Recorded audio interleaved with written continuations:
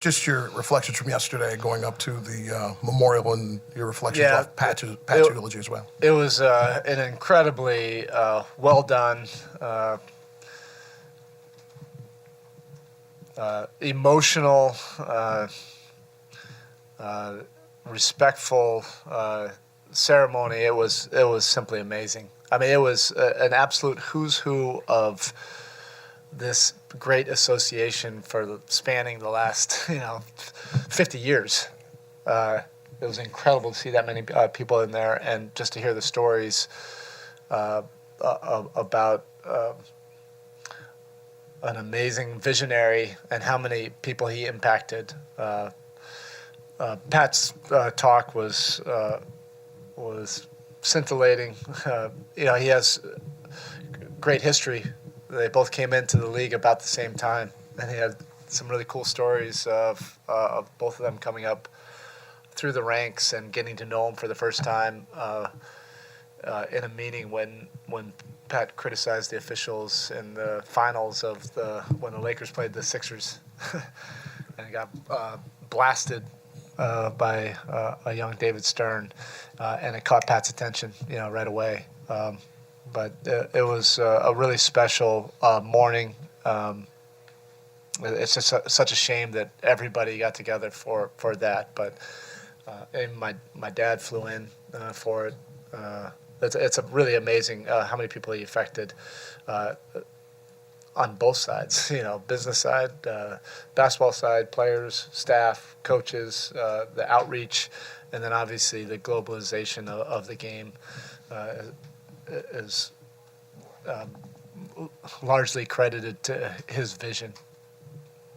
I have no proper segue from that, but with the win on Monday in overtime, 7 overtime wins for this team ties the team record. What do you like about the way this team has responded so consistently in that overtime space? Yeah, they're different lessons and different benefits from each one of those games. This game I felt was totally different than some of the other ones. I thought it was a really important game for our guys to go through and manage the different kind of emotions, manage being down, manage not playing well in the first half,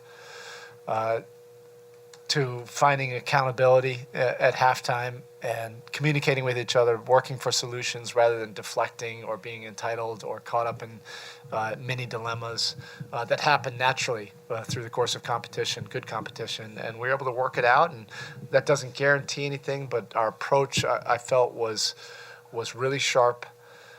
And we worked through some uneven parts of the game, and the lesson is you can find a different way to win, even if you're not playing exactly to your identity. We turned the ball over way too many times. If you looked at it, my dad even mentioned it. He said he flew in and landed in New York, and so he missed the game, but he looked at the box score. And he said, if you just look at the box score, that's a loss. I got out, rebounded, turned it over 21 times, and all those points off turnovers, and then they had 15 more shots on goal. That's a loss.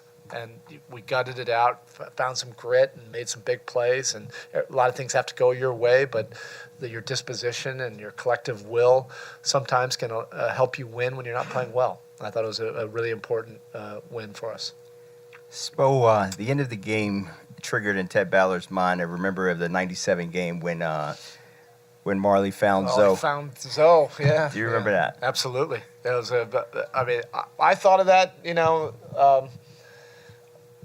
obviously because these are pinpoint plays, and you have to have somebody that has the vision and just as importantly, the guts to make those kind of plays. I was kidding Goran afterwards. I said, your new nickname will be Goran Dragić.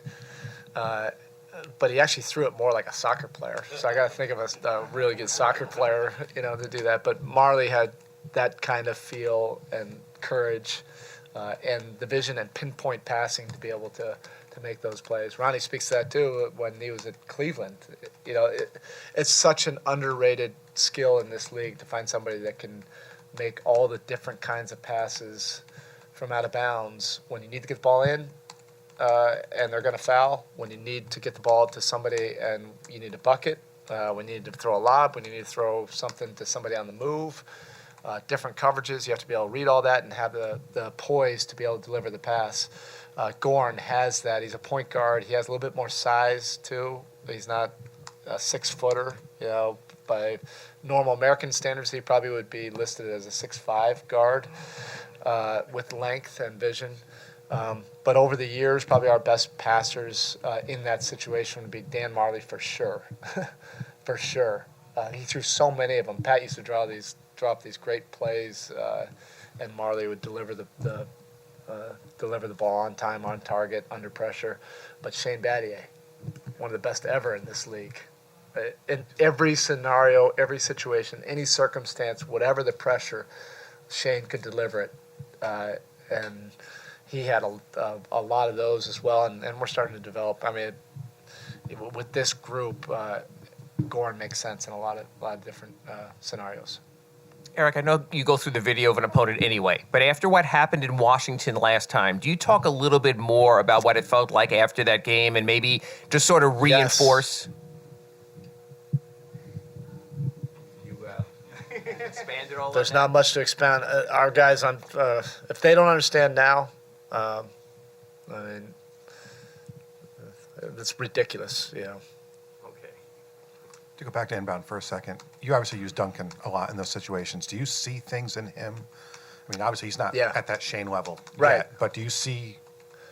I think like the rest of his game, he can develop this because he has the size, he has the vision, and now it's just a matter of getting enough experience, enough confidence to make those plays and those passes, and we'll live through some of these reads as he's getting better with it.